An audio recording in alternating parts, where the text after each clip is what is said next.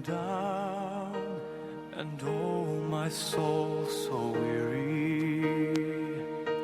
When troubles come, and my heart burdened be, then I am still and wait here in the silence until you come and sit a while with me. You raise me up so I can stand on mountains. You raise me up to walk on stormy seas. I am strong when I am on your shoulders. You raise me up to more than I can be. Good evening and welcome to our show. You are viewing Addicted. I'm very happy you can join us. Today we have a special 1-hour program for you, and it is designed to educate and inform you about addiction and of course its related issues and affairs. With me I have my co-host Paul McCletchy, addiction counselor, and at the same time he's been very experienced in his area of acting. I don't know how many of you know that Paul is also an actor in Strolling Players. Yes, Paul? yes. And today we have a very special woman in our set, and she's an icon. She's famous to me. She's really one of our most our darlings of Trinidad and Tobago. I want to welcome Denyse Plummer. Thank you for having me, and I really have to thank you and Paul, Holsey and Paul. You all have been doing such a wonderful job helping people who are addicted, you know, and it's a long, hard journey, and you all have put so much time into it, you know, and I think it's just a blessing to have you both. You're welcome. Well, it's always good to have someone like you giving us that kind of accolades, because we know that you are someone yourself have struggled, you know, within your own family circle with the disease of alcoholism. And we always appreciate your support and your kind words, and we want to warmly welcome you to this program tonight. Thank you very much. And well, I myself don't know what it is to be an alcoholic, but I've grown up within my family. There has been alcoholism, you know, in more than one member of my family. So I have seen the ravage that it caused, you know, and what it does to the extended family, what it does to them, you know, and it's not a pretty sight, it's not a happy thing. And, you know, the support, you need support in your family. Yeah. And I believe that it is hereditary. I believe if it's in your family, you need to be very, very careful. That's a very powerful point, because a lot of families there are struggling with alcoholism and addiction, and sometimes people may not even want to accept the fact that it's genetic, that it's there from Denial. Predisposed. Yes. But you're right, studies have shown that parents who are alcoholics are 10 times more likely to have children who become alcoholics than parents who are not. If your grandfather and your grandmother were alcoholics, chances are your father or your mother would be involved in a lot of alcohol, and then their children, you know, and it's a progressive disease. And Trinidadians like to have happy people around them. Yes, and celebrate. Yes, we like to have happy people around us that talk a lot of nonsense, crack jokes, and so on. And the easiest way to do that is to have a few drinks. Right, and make a line. Yeah, make a lime, and they love inviting you to their parties. Oh God, like we can't have a fete or party or gathering or a lime without Paul, you know. Right. Because after 2 drinks, Paul feeling no pain, and Paul have us laughing, and you know, this is how mentally we grew up. To think to have a good time, you must drink. So have a few drinks, feel no pain. And if somebody comes into the mix and says, well, I don't really drink, you know, I just would like to get a soft drink. They put pressure on, oh God, have one drink now. I never touched alcohol till I was about 32, and they used to laugh at me. I love my Coca-Cola, so I always have this glass of Coke. Oh God, Denyse says, oh, last night, come now, man, have a drink now. Oh God, she's a wedding, you're going to drink Coke at a wedding, come now, man, fire one now. They're upset if you're not drinking with them. Drinkers like company, you know, but what I have observed over the years is we are, Trinidad and Tobago as a society, an alcohol society. And I say that with unashamedly. We are an alcohol society. I'm not saying all of us. There are many good people, there are many Christian people, there are many people that don't touch alcohol, they don't touch cocaine, marijuana, and so on. But generally, yes, from the time the baby is born, from the birth, the christening, invite this one, that one, and you must have a bar. It's always a wrong alcohol. So from the christening, from the birth, and then you have the birthday party. No matter how young the birthday person is, the parents will invite their friends and they're drinking while they supervise the young children's birthday party. Then you have the wedding. You must have alcohol at a wedding. Don't tell people they have no alcohol, they're not coming to your wedding. You're mad. Old Year's night. There's always a reason. Carnival, anniversary. Right. Well, Denyse, we have a way of saying it. We say that when a child is born, they drink. When somebody dies, they drink. Yes. When there's an attempted coup, people drink. When there's a state of emergency, people drink. When a hurricane comes, people drink. Do you know? When a wife leave her husband, the man go and drink. When she come back, well, he had to celebrate, he had to take a drink for that. So there's Do you know that in the coup, they said the first thing they sell out in the grocery was cigarettes and alcohol? Correct. You know, it is, you know, and it is very sad. But what is it? Is it that we for us to cope with these negative feelings, we have to drink, or is it that we cannot have a good time without alcohol? We are taught that we cannot have, not everyone, as I say, I'm not generalizing, but we grew up believing that to have a good time, you must have a few drinks. Because children see adults drinking and having a good time. Think to be able to have a good time, they should be drinking too. So as they get older, they will start. Now, if you're going to the beach, the first thing you pack is a cooler. And what is in the cooler? We go in maracas for the days. Beers, is rum, is scotch, is whatever. So as children, we see this thing. We cannot tell our children. I have two boys. One is 30 and one is 21. We cannot tell our children not to drink. I don't want you drinking alcohol. Don't drink alcohol, it's bad for you, because they see auntie doing it, granny doing it, uncle doing it, cousin doing it, everybody is drinking. So you can't tell your child not to drink. You have to teach them how serious drinking alcohol is, and that it will become a disease one day. And one day you are a social drinker, and the next morning you wake up and you are no longer wanting a drink. Your body is now calling for alcohol, and you must answer that call. And that's when it becomes a disease. Now, Denyse, you make a good point there. And you mentioned earlier on about you being a member of a household who experienced alcoholism all along. What do you think, in your opinion, kept you clean or liberated from that type of activity? Well, one, the grace of God. And number two, when I saw what was happening to the people in my family, how they behaved, how embarrassing it was, you know, the shame that I felt, their behavior. You get loud, you get obnoxious, nobody wants to be around you. And when I see that sort of thing, and I know the responsibility I had in my hand with the people of Trinidad and Tobago, they were my responsibility. I put my name out there on the line as someone to be looked up to, you know. And the thought of me behaving like that, how shameful it would be, you know, how disgraceful it would be. So you had that presence of mind. So despite the fact you were a public figure, you were in an industry where there was alcohol and other things. And cocaine and marijuana. So artists all around you thought that you could maintain your image by not getting into that kind of My image was more important to me than alcohol and marijuana and these things. Because first of all, I was terrified of police. I have a nervous wreck. Since I smell, I afraid police. just the thought of somebody in my car that have marijuana on them that I don't know about, and you get stopped in a roadblock is enough to give me a heart attack. So the marijuana and the drugs thing never, thank God, came into my vision at all.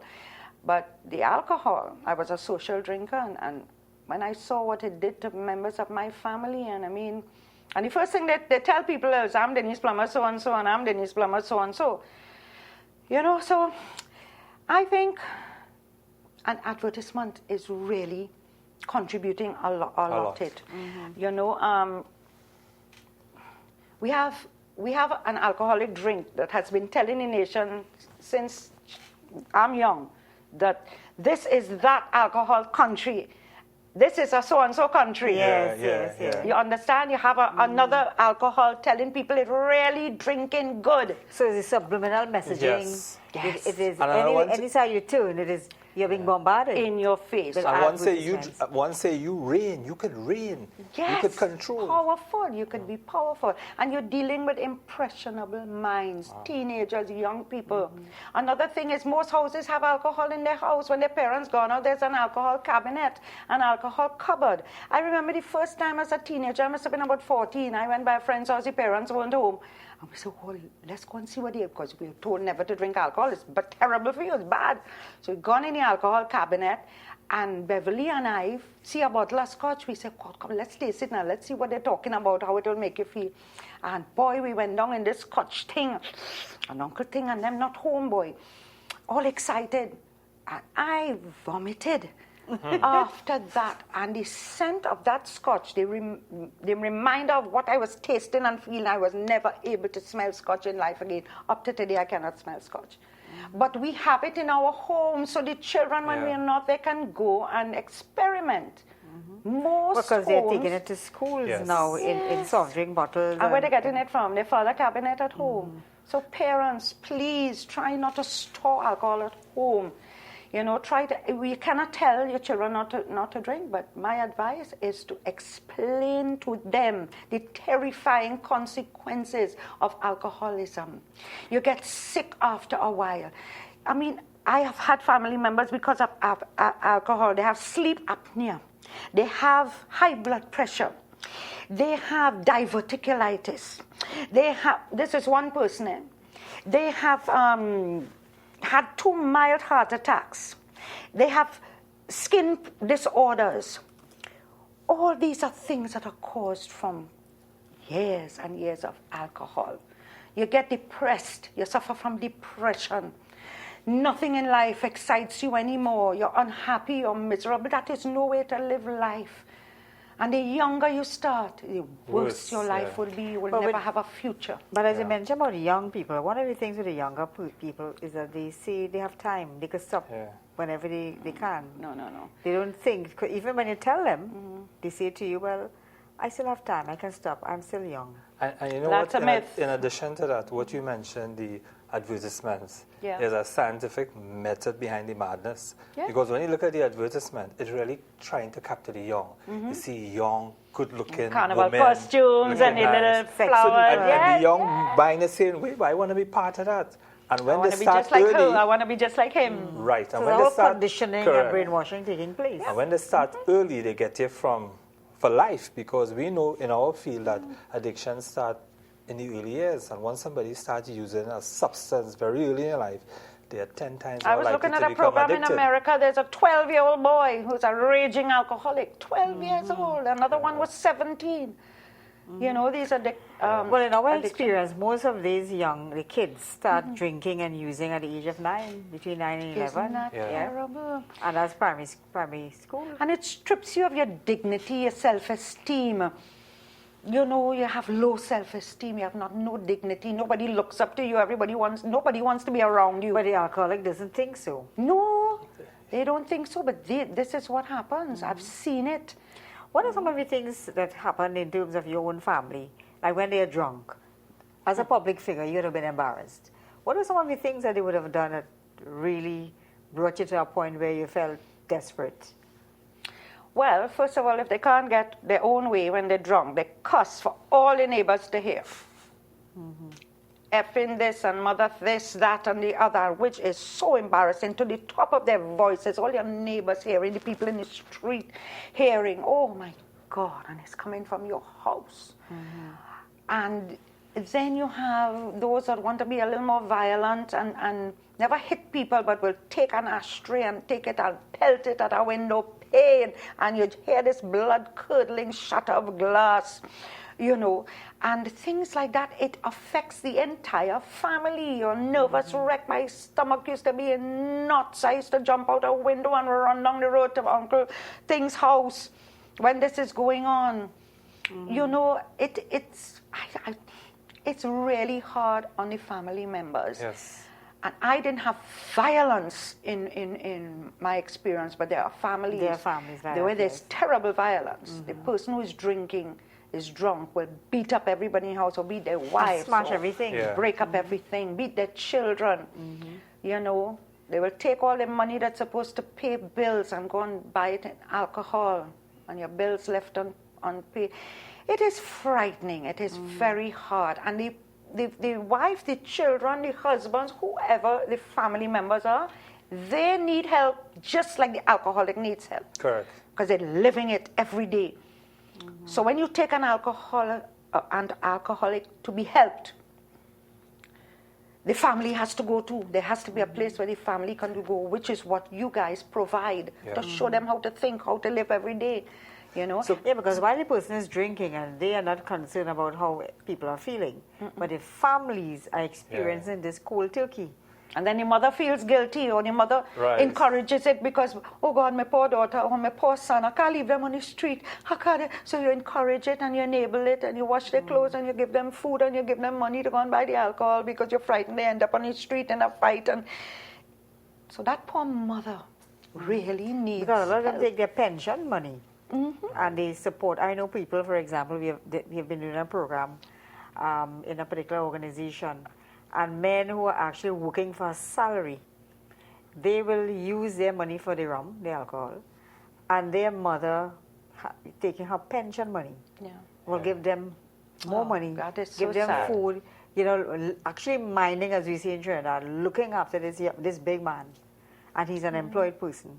So a lot of elderly people today they're using their pension money And to just as, support That's very an sad. alcoholic son or daughter. But there's no shame in asking for help because after a while it's a disease, it's not the person's fault. They can no longer have control. and they don't discriminate. The Yes, disease they don't discriminate. It could be man, woman, black, white, green, blue, Catholic, Hindu, Muslim, Rich, poor, middle class. rich, poor, middle class. Don't be ashamed to ask for help. There is help available to give you back your quality of life. And a lot of families feel shame to come and talk about it or shame to I say think their that's a son very is- powerful point you're Yeah. raising about that shame, because somehow people feel it's their fault. It's not your And the fault. alcoholic or the addict generally will tend to get the family to feel that It's your fault, yes. their Yes. fault, that they caused them Make you to be that. guilty, feel guilty, so you will enable because them. they only need two things, eh?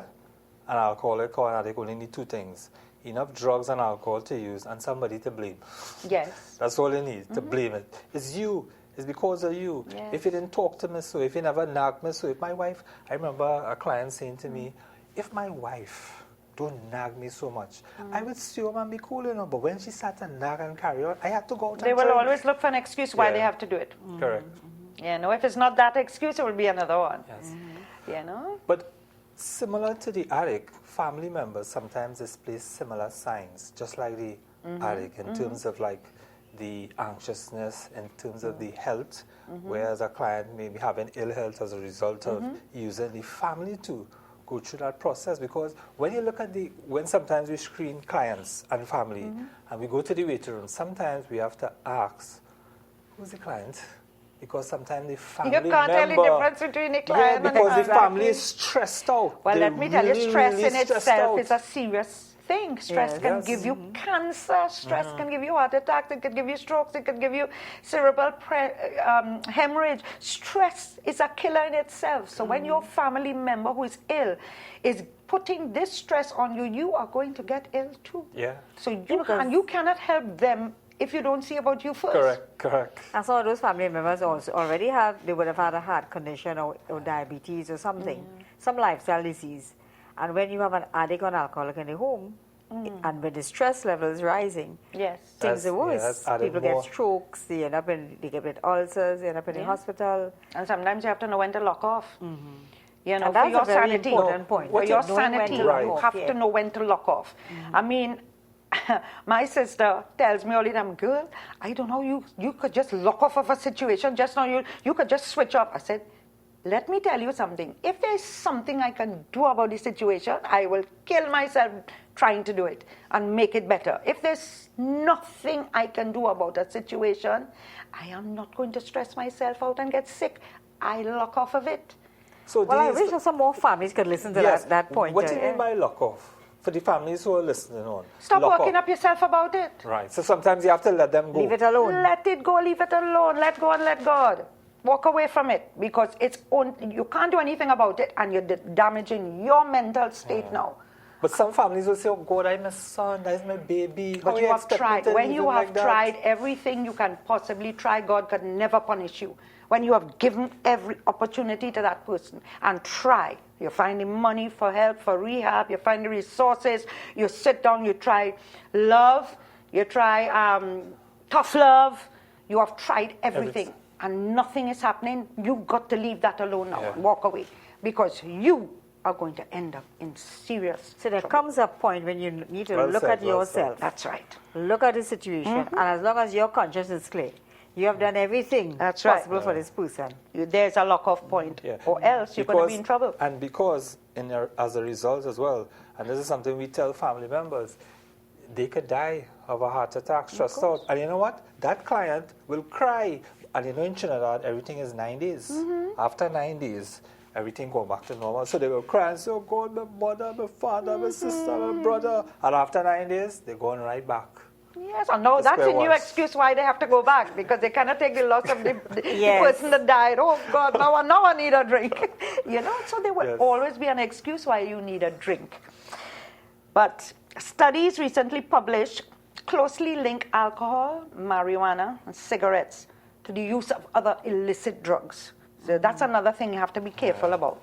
You start off innocent, it's just alcohol. Because it's a gateway drug, Yeah. cigarettes and alcohol. Yeah. Oh, it's just a puff of marijuana. And then when those things not giving you the head you want anymore, and somebody say, well, just try this now. Boy, I afraid that night hear about them thing, I go stick with my marijuana. Oh, God, just try this. If you see the head, you'll get off of this. All right, I'll just try it once. And especially if you're young and impressionable. So basically, you're saying once you enter into that arena with the alcohol, the cigarettes, the marijuana, It can have no end. It means anything can happen. It can because some have people end no up end. gambling also as part of the addiction. Yes. Yes. And then you end up in the...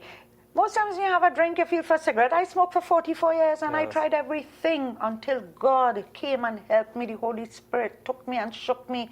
And thank God, 2 years I haven't touched cigarettes, I haven't touched alcohol, I haven't gone to a casino. You've got to take stock of yourself. So you took charge and you changed Yes. your life. You are the only person that can change you. It is not easy, right? But when I saw what it was doing to everybody around me, I said, nah, Denyse, you come too far. Too many people look up to you. So you had personal experience knowing that it's up to the individual to want that change. That's right. I did it with the help of the Lord, but I made a conscious decision. I'm not drinking again, I'm not smoking, I'm not gambling. Because that's what all my friends did. Now you're going to lose a lot of your friends when I you was just stop gonna doing come that, to I tell you. You know, because you can no longer Associate with them. associate with that. Now, for the benefit of family and the viewers, why you're going to lose a lot of friends and why you cannot afford to associate with them? Because I really don't know. I try to work it out because my close friends kind of pulled away from me when I stopped. Because I'm not going in if I go to the places they want to go, I'm not drinking, I'm not smoking, I'm not gambling. Number one, to them are boring. So you're not fun anymore. Are boring. And number two, they feel a kind of how. They feel kind of shame that they're still drinking, they're still gambling, they're still smoking. So, or whatever they're doing that they know. You know, so they feel embarrassed to do it in front of me because I cut it out. And I must be thinking them bad. I don't judge anybody. Every tub have to sit on his own bottom. I don't judge anybody because I was there and I used to do it. Right? But So they start feeling uncomfortable around and they me. don't know how to relate with you anymore because now you're not drinking and making And I'm jokes. kind of glad because it might encourage me to fall weak again, you know. Like, And that's what happens with people you have relapse to every change week. your friends, change the places you go, and the people you used to hang out with, or chances are you can fall weak it again. So you actually have to look at your life and the kind of choices you're making and make a different set of choices. Yes. And maybe rebuild different kinds of relationships. Yes. It means that you're letting go of a life that even though you were there all along, now you have to let that But go. I have been to parties and big limes and fete and thing with DJ and all that, and hundreds of people, and they're jumping and they're waving and they're dancing, and there's no alcohol in the party, no cigarettes, no marijuana, and these people having a ball, and same groovy soca and power soca and everything playing. So I know for a fact you don't have to have those things to have a good time. I've been there, done that, seen it. Yeah, because look, every year, for example, we have our aftercare dinner with the aftercare families and clients. And we have a great A time. In fact, I know ball. you're going to be singing this year with us. Yeah. And the people enjoy themselves, and there's absolutely no alcohol, no caffeine, no anything. Clean And let me fun. tell you, you'll always have problems. If a problem in your life or a situation in your life or a burden in your life is what you need these things for, I have news for you. There's no way out for you, because every day in life there are troubles, there are Problem, worries, yes. there are burdens, there are problems. It is life. And it is life. And you cannot solve each one of them with these addictions. In any case, when you drink, the problem is still there. In fact, it gets worse. Because when you wake up the next morning, now It's you are, still on there. top of that, you have no money. You probably Exactly. smash all the furniture in the house. You lost your job. Yes. In addition to the problem still is So still there. your problems just multiply and magnify. So the easiest way, I mean, it's easier said than done, but the easiest way to avoid all this is don't start it in the first place. I'm talking Right. to young people, right? Not us who saw it all our lives in our family lifestyle and feel that we have to follow what they're doing. Young people, the easiest way to avoid all this and what their clients go through, right? You don't know what, it is terrible for them. It's not a nice place to be, you know, it's not a nice thing to go through. I've seen alcoholics get grand mal seizures. It's an awful thing to look at, like an epileptic fit, and you're frothing all out your mouth and your eyes rolling back. And the doctors say if you have more than 2 grand mal seizures, this is from alcohol. If you have more than 2, you could die or get brain damage, permanent brain damage. You know, it's not a joke. It's not a joke, young people. Don't start it to begin with, and you wouldn't even have to see what we're talking because you about. also have the alcohol-related dementia, people who have lost their Memory. memory. Yes, bad. And they just can't function. They cannot function. As a matter of fact, we had a client a couple of months gone by. He was fairly young. He was in his early 60s, and he had that same problem. He couldn't remember. We had some of the clients put arrows pointing to his room, pointing to To the show him where bed. to Yes, because go. he couldn't remember. I still remember his room was. Yeah. And do you know, the worst thing to see, the ugliest thing to see, and my 2 sons agree with me, and they're young, is a woman drunk.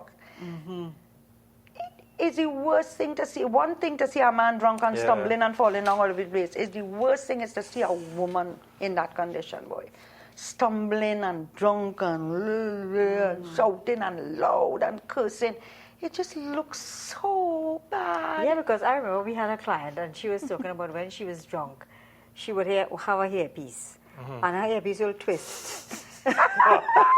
And sometimes one of her contact lens will fall off, and think she think she was looking good. She was sitting there and pose and think she was looking fine, and she was in a total mess. And when she came into treatment, and she started to remember. They should film them and let Yeah. them see themselves the following day.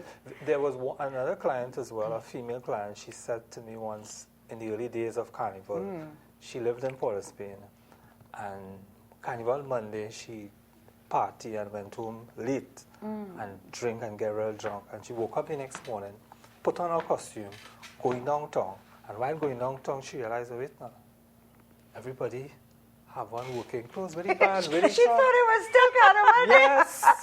No, serious. She really thought it was woke up Ash Carnival Wednesday. Tuesdays. Ash Wednesday You morning, know, she a wake lot up. of things that drunk people do make us laugh. It seems funny, but it's very serious. It's And not very funny. painful. It's serious. It is painful. And young ladies, another thing is, when you're drunk, men can do you anything they want. Men can tell you anything and make you believe it. You can be subjected to rape. You can be subjected to all sorts of terrible things, even being killed. There's AIDS out there. All these frightening things. When you are drunk, you are not in control of protecting yourself in any of those areas. You know, all your inhibitions are gone. You're feeling no pain. Everything is wonderful. The ugliest man in a party whole night that you wouldn't even think of going by. Do you know by the end of the party, when you're drunk, he's looking good looking? He starts to look really good. And next thing you know, you're gone with that man. So And plus, they're spiking people's drinks. Yeah. they put in I've things in known the of ass. cases where women woke up in a room and they're not sure what happened to them. No And recollection the next eventually, day. it was very clear she was, they were gang raped. But the way they can spike your drink is from the time they see you high. After a few drinks, they know you're done high. You're not, And then seeing, this you're whole- not this even whole- seeing when they're putting Yeah, it the in human you. trafficking Yes. situation in Trinidad and Tobago now. It is easy to somebody to put something in your drink and cut You you wake off. up in another city Now, Denyse, or in a boat somewhere on the sea. Yeah. as a family member who grew up, as you said, with alcoholics, what was the catalyst that made you start to see things differently in terms of that there is hope, that people can change? Did any of your family members seek help? Yes, of course. Well, Monks and Benedict was very instrumental in helping us, the rehab center that you all are associated with. And then the female rehab center in Palo Palo Seco. Seco, for the ladies. And I know there are other Places, institutions that yeah. are helping people in this area. Any part of Trinidad you're from, you can get help. Just call, we'll tell you where to go. There's help everywhere. But these were the facilities that were available to me that I went to. Right. So I stuck with them, Right. and I tell people about them because I have personal experience with So them. by attending this program, you made a turn in terms of your perception of Oh, yes, alcoholism. I learned a lot. I learned a lot of how to treat an alcoholic, what causes alcoholism, how to treat the family members. Right. Things that we should know. Knowledge is power. Correct, Wisdom, correct. knowledge, and understanding. Power. Proverbs. I'm telling you. Power to the people and the family. Wisdom, knowledge, and understanding. You need to get those things. There's a lot we didn't So know. family we members just should thought get they were educated. disgusting and had no behavior. That's how a lot of families see the alcoholics. They're just no good. They are the same upbringing, the same spiritual upbringing, the same schooling, the same mother and father. Look how they turn out. They're just no good. So you Wayward. just condemn them. Condemn them. And we have learned that that is not so. It is a disease, a progressive disease, and these people have a lot to give. They have loving hearts. They're kind people. They're intelligent people. They love their families deep down inside. They're not to throw away. You can't throw them away. They are human beings that have a lot to give this society. So all we need to do is get help. And if you know deep down inside you have a white elephant in the middle of your living room and you're not talking about it, start to talk about it. And start to seek help. Start to seek help. There is help. Because some family members will actually defend the alcoholic, think that, why would they lock them up in a rehab for? Because they will have the impression a rehab is a jail. It's not a jail. It's a place there where are you're some people who fed think and so. you're given a nice room and you're fed 3 meals a day, but you go to classes, you go to... Right, but we tell people it's not a jail, but it's not a 5-star hotel No, either. exactly. I mean, you're not going to get air conditioned and 10-course meal and all this sort of stuff, but you are there to get help. You are there to be healed. You are sick. And if you're sick, you go to a hospital where there are people that can heal you. And this is what the rehab centers do. They heal you and they teach you how to get your life back, which is a wonderful thing. These people have good hearts. They could be doing anything else. You think it's easy what they go through with addicts day and night? Some of them getting cussing them and this and they do it because they see that there's But hope it's for you and good that you healing. speak about rehab, because in Trinidad and Tobago, for example, there's a stigma attached to being in a rehab. In fact, it is more attractive for someone to be drinking or using substances. But once they say they go into rehab, it's like stigmatization. Yeah. Yes. Like if something is bad about you going into rehab. If you want to save your loved one's life, you better get that thought out of your head. Because I love my family and I don't care where they have to go. Yeah. If they have to go in the bush in Barrackport to get healed, I'm taking them there. And I'm not ashamed. I'm not ashamed because I want them back in my life. And you made a point just now about how alcoholics or addicts are perceived. In my line of work, sometimes when I tell people what I do, they say, what do you do? I say, I'm a counselor. Counselor? Political? No. I work with addicts. You work with addicts? How you just make out boy with them people? You don't be afraid. I say, well, they are people just like you and me.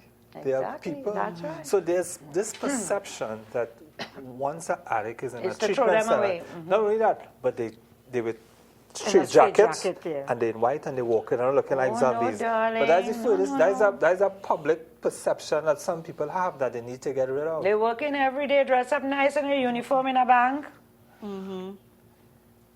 They have nurses that are alcoholics.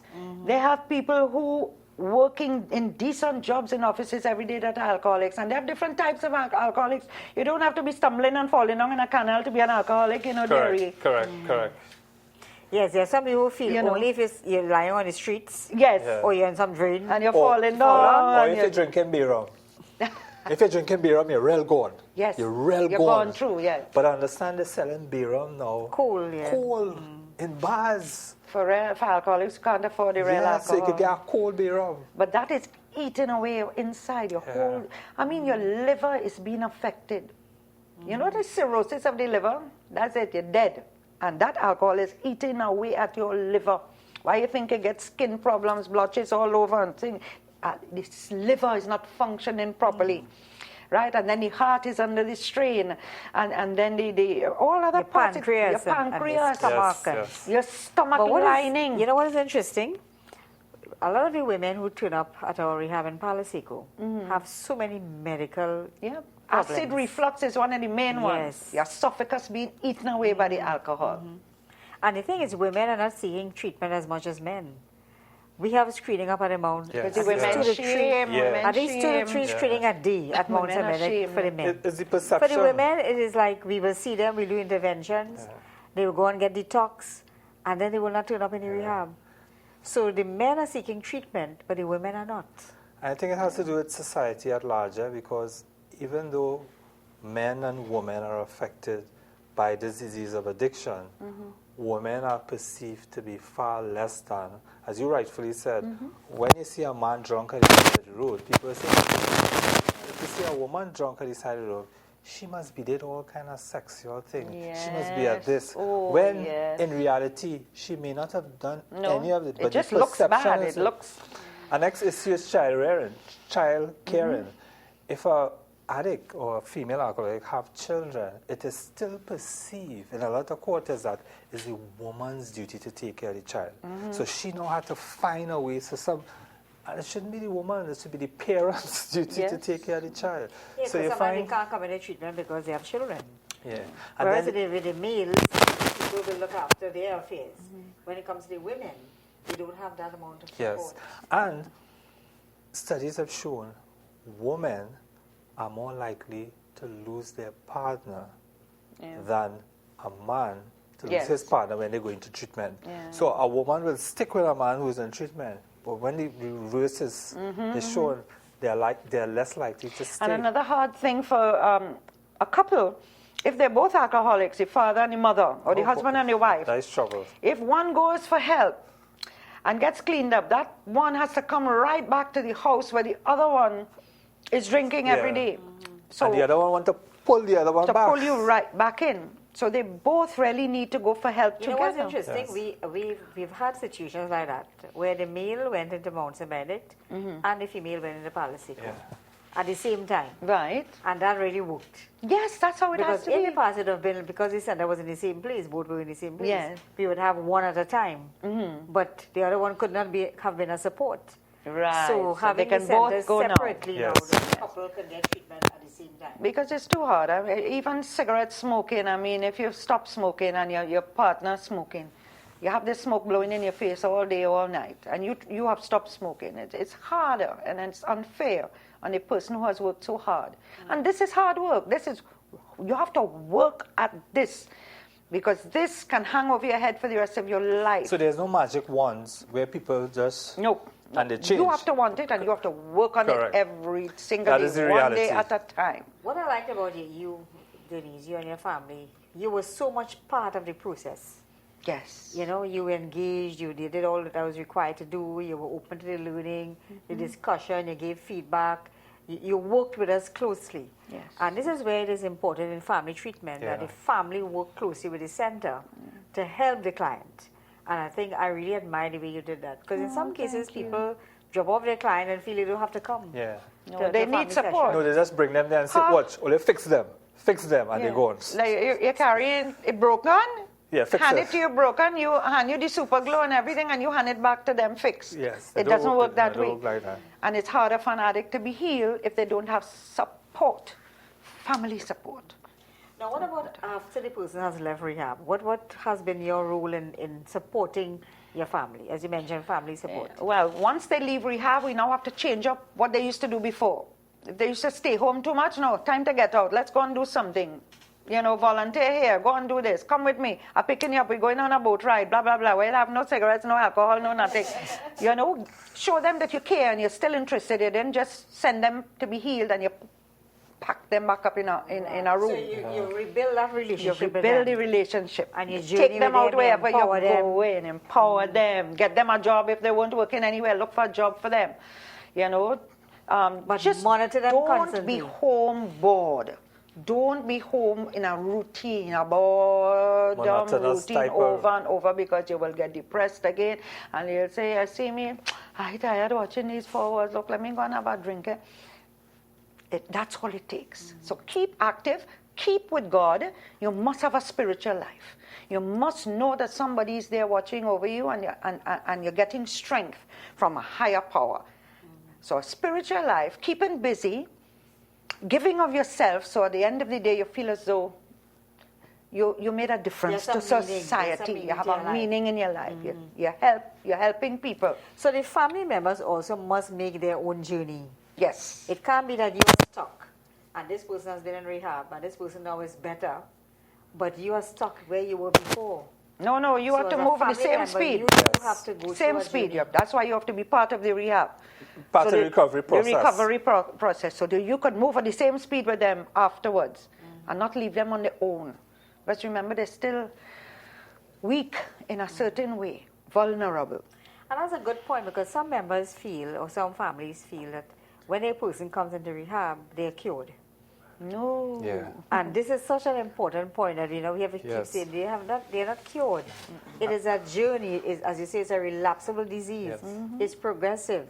So that the family recovery comes along too, and the family must give this person support on an ongoing basis. As you mentioned that, Hulsi, I distinctively remember a family member who supported her client in the center, attended all the sessions, and there was a discharge interview where we meet with the family and the client to find out where do we go from here. When they leave here, some of the things they need to put in place.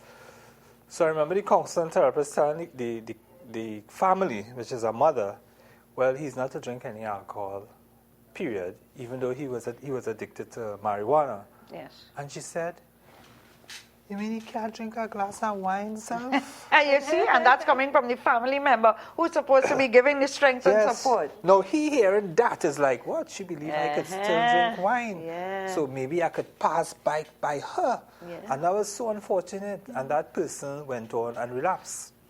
I remember there was a year for Christmas. In December, we were discharging somebody.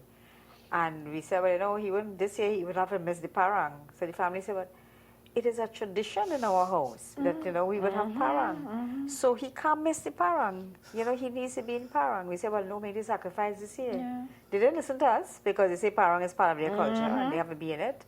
And the person relapsed. The atmosphere is what you have to be careful with.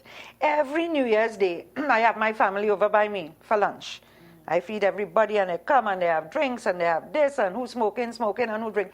And I'm telling them, if you're listening, this New Year's Day, you can come and have your 20-course lunch. You're more than welcome, but there will be no alcohol and there will be no cigarettes. So let me see who's showing up. And if they do show up, they go eat quick and leave.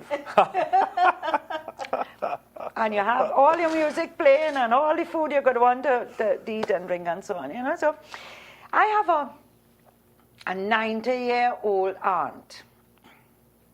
She was 90 years old last week. And she wrote a poem. She was also subjected to a close family member with alcohol many years ago. And I just want to share this with you. It is only about 2 minutes long. May I? Yeah, sure. She wrote, "Who am I? I have many lovers, young, middle-aged, and old. They come to me from all parts of the world. They don't know I secretly plan their downfall. Into my arms they happily run at my beck and call. Quality time they spend with me night and day. They think it is love when I make them gay. But I'm a devious one and can be quite coy. And my hidden agenda is to cruelly destroy. All my lovers think I'm their very best friend. I'm in glee as I hasten to have their lives end. Only weak fools think they are happy with me. I hide from them. I'm their greatest enemy, for I am a demon, and they are simply my tools. I use their love to make them act like fools. I drive a wedge between them and those they love. For I am not a good angel from above. I tempt them into my arms all night and day. Their friends find it tough to drive me away. I coerce them into acting like demons from hell. When I cuddle them, they curse, rage, and yell. As their love grows, I change their inborn natures, till to others they seem such frightful creatures. Their once happy familiar faces soon disappear until all that is left is hearts full of fear. I fight every effort of theirs to abandon me, for I must strip all my lovers of their dignity. I'm a very jealous lover and will not rest until I completely own every vestige of their will. My ultimate goal for them is to dehumanize. Steadfastly over them my influence I exercise. I am unconscionable, and at no time do I feel shame. I shout to the housetops, alcohol is my name. Fantastic. Hey. Auntie Sheila, Auntie Sheila. Thank you, Auntie Sheila, for that wonderful poem. And that is Maria Afong's sister. Okay. Excellent. And you all know Auntie Mary. Right. My mother is one of 15 children. This is 2 of the 15. She's very talented. Yes, that's powerful. And the reason she lived to 90 years old, my dear people, is she never touched alcohol or cigarettes in her life. And she's watching there tonight. We love you, Auntie Sheila. Thank you, Auntie Sheila. Is a beauty. It is Yes, a it beauty. is. And that's what it is. And there's a point when you talk about the rupture of your dignity. Eh? Yeah. That's such a vital point. That's right. And when people do, they lose their inhibitions and they do all kinds of crazy things. I remember we had a situation once. This young man had a blackout. And he started drinking in Port of Spain. And he landed in San Fernando on one of those benches on the promenade. Woke up the next morning and everybody's going to work and he's lying there in his shorts. So he doesn't know what happened to him. He doesn't even know what day it is. No, because he had a blackout. Because people think a blackout is being unconscious. But a blackout is where you don't remember. Remember anything. And then you'd lose your dignity too. If you see women, they pull up their dress, all their panties showing. They're not seeing that they're doing anything wrong. Shouting loud and cursing. Women don't behave like that. You sit down with your 2 legs open. Come on. And they won't go and use the bathroom, for example. They will urinate right there on the pavement or wherever they are. I've seen one of my family members do that in a casino, in front of a machine, sitting on the chair, going ting, ting, ting, ting. Urinated right there in the people casino on the chair. She was drunk. How embarrassing is that? So, How you felt in those times? When, I mean, you, as I said, you are famous of international fame. You're somebody people admire and look up to. And there you have, it was hard. It was really hard. You find excuses for them. Oh God, it's her birthday today. She had a little too much. You're always finding excuses because you love your family, but you're embarrassed. To save your face. And yes. Because people, they wouldn't say, well, it's her fault. It's like, well, that's Denyse's sister. So that's one of the things that happens, We are not willing and able to forgive. We are so quick at labeling and judging. Yes. But it's okay, as I say, it's a disease. And the things you would do when you're drunk, you wouldn't do when you're sober. I mean, I had a family member that cuss and get on outside Smoky and Bunty at night on a crowded Friday night and take a lit cigarette and out it in her boyfriend's neck, cussing him. Singing Sandra was there that night, sitting down outside. She said, oh God, Denyse, I'm feeling bad for you. Come on. And you were not even there. I wasn't even, she came and she's told feeling me bad after. for you. Yeah, she said, I feel bad for you because everybody know I was your family member. But, so my darlings, 2 things to remember. You have a disease, so it's not your fault, and there's help available. Just ask for help. Family members, support them. Deep down inside, they're the same beautiful people you loved before they became alcoholics. And you can get them back. And you will see them laugh again and come out of their depression and be joyful and contribute to the home again and society. Don't give up on them. Don't throw them away. So there's Help hope. is right here. And once there's life, there's hope. Once there's life, there's hope. And life is great. And we get one life. But in the entertainment industry, you would have also witnessed a lot of addiction. Yes. yeah, of course, all around me. And that's why I say I don't know how I didn't end up in drugs and marijuana and stuff. I remember being in the dressing room of the tent every year for Carnival. You're in the tent 6 weeks, 5 weeks, every night. And I remember going to the bathroom, the ladies' room and the gents' room are side by side to say my prayers, because I never perform without saying my prayers and leaving everything to God. And I am in the ladies' room, and there's a calypsonian in the gents' room right next door, and he's smoking a joint, and I am just smelling weed, and I am seeing smoke, and I am trying to pray, and I am saying, oh my God. And I when he heard all, he said, Denyse, get out that dressing room now, because all my hair, my clothes, everything will smell of the marijuana, and then people will say it was you smoking. And he said, Denyse, get out of there now, go in the dressing room and pray. All your clothes and your hair and everything will be smelling. And she's saying it loud so the person could hear, because she's angry. And she's always very protective of me. My sister was my manager. So once she see weed going on and I in that direction, she come in to snatch me and send me over there. You know? But I'm trying to tell you, it was all around me. Who on coke, who on alcohol, who on marijuana. You know? I was in the industry where that was happening. So I thank God every day that I was strong enough and His grace was upon me all these years, and His hand was upon me and kept me, because I could have been just like them. But as I say, I still smoke cigarettes, so I'm claiming what I was wrong in doing. Right. Nicotine is also a very, very bad addiction. You'll walk on the road 4 o'clock in the morning. What helped you to have that focus? I don't know, I just got an epiphany one day, and I said, look, you know, there has to be more to life than this, you know. Has to be more to life than this. So because all along you always on a spiritual journey, more or less. Yes. That's the sense I get from you. God. You must have God in your life. There must be something more to life that God put us here for than to drink and smoke and lime and fet and jump and wave and wind down to the ground. It's got to be a greater purpose for your life. God has a plan for all of us, right? To prosper us and not harm us. Look at my age. When am I going to give God the chance to give me that plan? You know, I am 62 years old now. It's time for me to stop this nonsense and try and go in another direction where I could fulfill my purpose on this earth, you know, and be a blessing to others. And come off this nonsense that, it's a dead-end road taking you nowhere. So what are you doing now in terms of your own career? Well, in terms of my own career, I'm doing Christian music now. I am doing something I always wanted to do and never, every year I was making calypsos. Now I've just done a Christian CD. I've written a book. Okay. My whole life story, from the day I was born to where I'm at here now. And all the things I passed through, bad and good. And my whole life wasn't great, and I wasn't an angel. You know, I did a lot of wrong things. I made a lot of mistakes, and it's all documented in this book called The Crossover, which will be launched in about 2 weeks' time. So, you know, if anybody told me I was going to be an author, you know, it's mind-boggling, you know.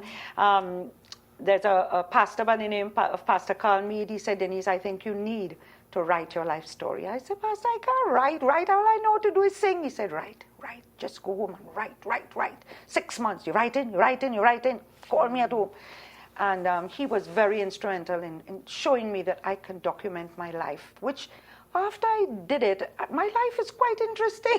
Yes, I'm sure. A lot of action took place in my life, you know, and I think my story could be a blessing to others. So I'm about to release a book. I'm doing a lot of Christian work and, you know, just thanking the Lord and for His guidance and His grace.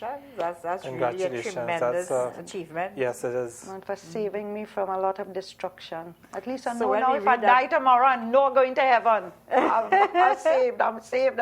I'm doing it the right way for the Lord now. And I did a lot of things that were not right. So when people read that book, they'll be able to learn, have some lessons learned from it. I hope so.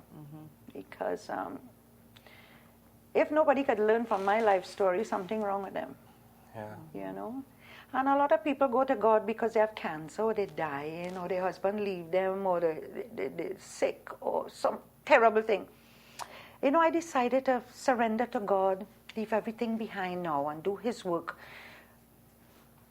And I didn't have anything terrible happen in my life. Everything was great. You know, I won the Calypso Queen title 10 times. I want the young king. I want the monarch. I traveled all over the world. I am loved and known and respected. I've stayed in the best hotels, stretched limos, and made a lot of money, and famous. And so I am not waiting till something terrible is happening in my life to say thank you and go in a better direction. Clean up my act. I just feel blessed, and God has been really good to me and pulled me out of my nasty little holes that I've been to all through my life. He was right there to pull me out. His grace. His grace. His grace. You're not getting this one, devil. Right. Mine. And I just want to say something. Hearing you talk tonight, you have become like a lighthouse for family members who are still struggling with their demons and their clients. And the lighthouse is now say there is hope. There is hope. There is a chance. It's great hope. Yes. You just have to reach out for it. It's right there. It's right there. Just stretch your hand. So I'm really glad that you came here to share that light Thank you. to the people who've been watching this show, to know that there is hope and they don't have to continue that way. They can do something about it. And there are people that love you and will help you. And You're we not want- alone. And that's the next thing. They're not alone. Correct. Yes. Others So are going many through what families you're suffering. going through. Yeah. So many families are going through what you're going through. You're not alone. And there's no shame or disgrace. Even in AIDS, there's no shame and disgrace. Come forward. There's treatment. Get help. Any form of addiction, there's help. Sickness, there's help. Breast cancer now is not a death sentence anymore. I have 2 friends living 20 years now. Sickness and diseases are no longer death sentences. There's so much technology now and so much help and facilities. Just come and ask. Come and ask. With someone like you giving that message, it's a very powerful message. And I agree with Paul, you're a lighthouse. Because people need to know that this disease doesn't only afflict the poor or the people who are not famous. Mm-hmm. It afflicts everyone. Everybody. Yeah. And we must be open to that. We must be open to the treatment. We must be open to accepting the fact that we have an addict or an alcoholic in the family, that there is help, there is treatment. And I believe that your testimony today and your sharing really, Denyse, would inspire so many people. It was such a joy. It was a joy. I just asked God to use me, use me for His glory, and let me be a blessing to others. You continue giving back in your junior life. Yes, because I could have gone down those roads myself, boy. But you made different choices. And I believe that is the key, the kind of choices you made. Despite all the achievements, you've reached the pinnacle of your career. You still maintain your connection with God. You went on your spiritual journey. You were always grateful. Yes. So I think there was a part of you that was always journeying in a positive way. Yeah. And that helped a lot, And I really think that a lot of other families would get hope from you, seeing you, listening to your sharing, and recognizing that you're so open with this. Yeah. We really And we all appreciate make you. mistakes. Nobody is perfect. We all have a testimony, my dear. All of us. That nobody is perfect. Nobody is great or good. So we want to thank our viewers for viewing this tonight. And we have had a very famous icon. Blessing us with Denyse. her presence. Yes, Denyse Plummer. Well, I want to thank you too for co-hosting. We have had a very good discussion. And Denyse, we want to wish you all the best in your crossover, your book. You're going to launch in 2 weeks from now. We are looking forward to reading Of this course. and learning and sharing with our clients. And I want to thank you for your support to the center. You've been really You're more than tremendously welcome. helpful. And I'm just joyful to be here. Great. So, Life is great. ladies and gentlemen, I hope tonight was a very inspirational night for you. And I thank you very much for viewing. May God bless you. And again, until next week, Monday, will be our morning show. Take care, have a good night, and God bless.